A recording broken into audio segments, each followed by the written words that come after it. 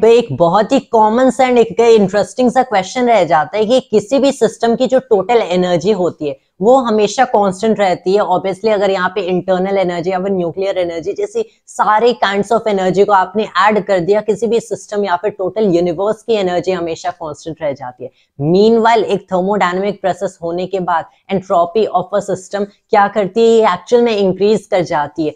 Process नहीं हुआ है तो एंट्रोपी कांस्टेंट रहेगी, लेकिन ये कभी डिक्रीज नहीं करेगी। तो कैसे ऐसा होता है कि जो एनर्जी होती है वो हमेशा कांस्टेंट रह जाती है, मीनवाइल एंट्रोपी इंक्रीज कर सकती है and it isn't a conserved या फिर constant quantity. Well let's look at this particular thing in such a way कि मान लो आपके पास एक ब्लॉक है स्लाइडिंग ऑन अ प्लेन, जो कि एक रफ प्लेन है, तो ऑब्वियसली यहाँ पे फ्रिक्शन है। अगर इस ब्लॉक को एक इनिशियल वेलोसिटी से इंपार्ट किया गया है तो आप देखोगे कुछ डिस्प्लेसमेंट ट्रैवर्स करने के बाद ये ब्लॉक रेस्ट पे आ जाते, दैट इज इसकी फाइनल वेलोसिटी 0 हो जाती है। मतलब इस ब्लॉक ने काइनेटिक एनर्जी लूज किया है, बट वी नो की एनर्जी अभी भी टोटल सिस्टम की कंजर्व्ड है। कैसे कंजर्व्ड है? इवन तो यहाँ पे एक नॉन कंजर्वेटिव फोर्स फ्रिक्शन थी, अगर मैंने इस एनर्जी के इक्वेशन में इंटरनल एनर्जीज को ऐड कर दिया then we know total energy is constant, कि initial kinetic energy plus initial internal energy equals final kinetic energy, जो कि ऑब्वियसली 0 है, प्लस फाइनल इंटरनल एनर्जी। तो यहाँ पे एनर्जी अभी भी कांस्टेंट है, but how come entropy increases of the system?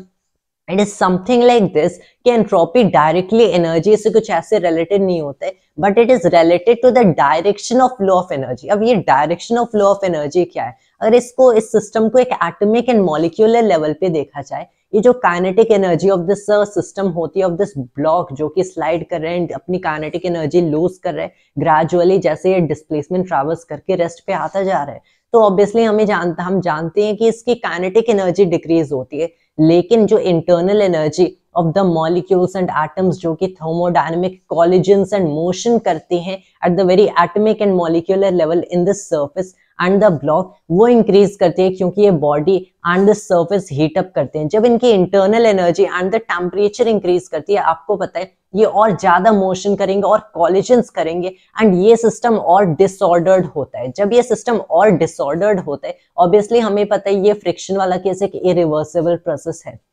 That is ऐसा पॉसिबल नहीं है कि रेस्ट से ऑटोमेटिकली फ्रिक्शन ऑपोजिट डायरेक्शन में एक्ट किया एंड ये ब्लॉक उतना डिस्प्लेसमेंट ऑपोजिट डायरेक्शन में ट्रैवर्स करके उतनी इनिशियल वेलोसिटी ले आए। ऐसा तो पॉसिबल नहीं है, क्योंकि उस केस में as you can see this disorderness of the system decrease करती है। लेकिन अगर आप देखोगे जब भी हमारे पास एक थर्मोडायनामिक प्रोसेस होता है, जो मोशन ऑफ दीज मॉलिक्यूल्स होते हैं, kinetic energy in of these molecules and atoms होते हैं, not the macroscopic kinetic energy but of these atoms and molecules, ये हमेशा या तो कांस्टेंट रहते हैं या फिर इंक्रीज करते हैं। दैट इज द डिसऑर्डर की मेजर ऑफ द सिस्टम या तो कांस्टेंट रहेगी या फिर इंक्रीज करेगी।